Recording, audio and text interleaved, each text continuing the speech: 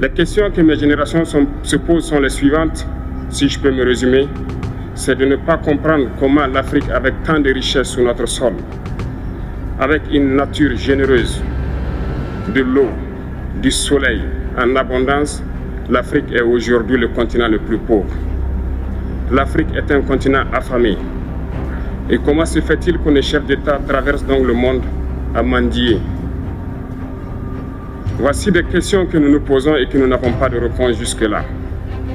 Nous avons l'occasion de tisser de nouvelles relations. Et j'espère que ces relations puissent être les meilleures pour donner un meilleur avenir à nos peuples.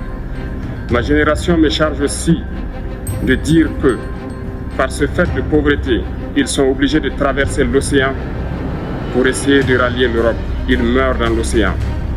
Mais que prochainement, ils n'iront pas traverser parce qu'ils viendront devant nos palais pour chercher leur pitance quotidienne.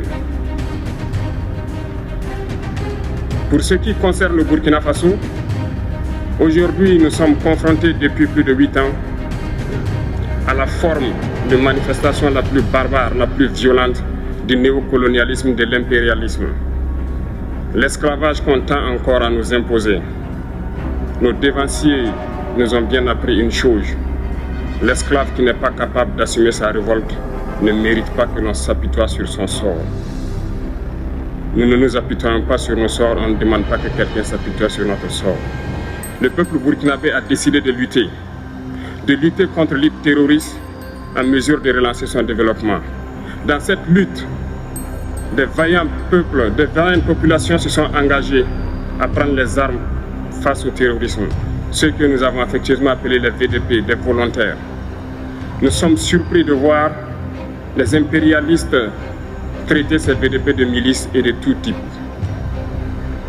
C'est décevant parce qu'en Europe, lorsque des peuples prennent les armes pour défendre leur patrie, on les traite de patriotes. Nos grands-pères ont été déportés pour sauver l'Europe. Ce n'était pas avec leur consentement, contre leur gré. Et bien au retour, on se rappelle bien qu'à Tiaroy, lorsqu'ils ont voulu revendiquer leurs droits élémentaires, ils ont été massacrés. Cela ne fait rien donc. Lorsque nous, peuple, nous décidons de nous défendre, on nous traite de milices. Mais là n'est pas le problème. Ce qui est le problème, c'est de voir des chefs d'État africains qui n'apportent rien à ces peuples qui se battent, mais qui chantent la même chose que les impérialistes en nous traitant de milices, en nous traitant donc d'hommes qui ne respectent pas les droits de l'homme. De quels droits de l'homme parle-t-on? Nous nous offusquons contre cela et c'est honteux.